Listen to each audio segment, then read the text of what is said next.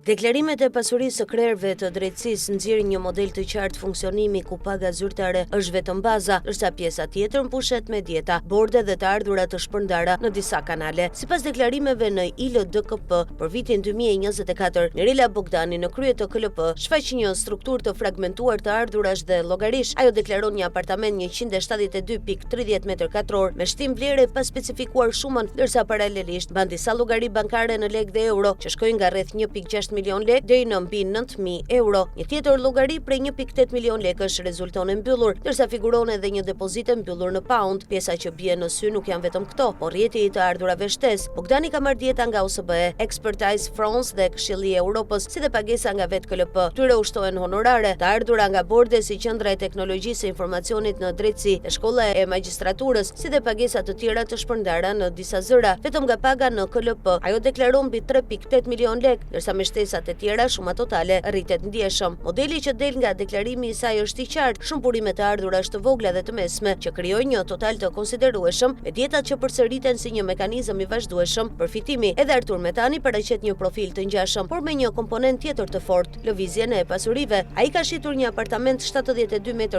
për 13.1 milion lekë dhe deklaron të ardhura prej 57.290 euro nga shitja e pasurive të paluajtshme. Në të njëjtën kohë një llogari e tij rritet me 50.800 euro e lidhur pikërisht me këto transaksione. Nga ana tjetër, Metani deklaron pagë mbi 3.2 milion lekë, dieta mbi 362.000 lekë, të ardhurat të tjera mbi 1.4 milion lekë, si dhe përfitime nga borde dhe qira. Ndërkohë mban edhe një kredi bankare me detyrim të mbetur mbi 2.6 milion lekë. Edhe në këtë rast struktura është e njëjtë, paga shoqërohet me një seri përfitimesh të tjera, ku dietat dhe pagesat nga borde shfaqen si shtesë rregullt. Në kontrast me këtë tablo, Ilir Rusi paraqet një deklarim më të thjeshtë dhe linear. Ai deklaron dy llogari bankare me burim nga paga, të ardhura nga mosimdhënia, disa të ardhura shtesë dhe dieta, ndërsa paga vjetore arrin rreth 3.5 milion lekë. Nuk shfaqen lëvizje të mëdha pasurie apo një rrjet i gjerë burimesh të tjera. Deklarimet e vitit 2024 tregojnë një dallim të qartë mes profileve. Në njërin anë kemi një model me shumë burime të ardhurash dhe dieta të përsëritura, në anën tjetër një deklarim më të thjeshtë dhe të drejtpërdrejtë. Në të gjitha rastet, të dhënat janë ato të deklaruara në ILDKPKI dhe pasqyrojnë mënyrën si ndërtohen të ardhurat në nivelet më të larta të drejtësisë.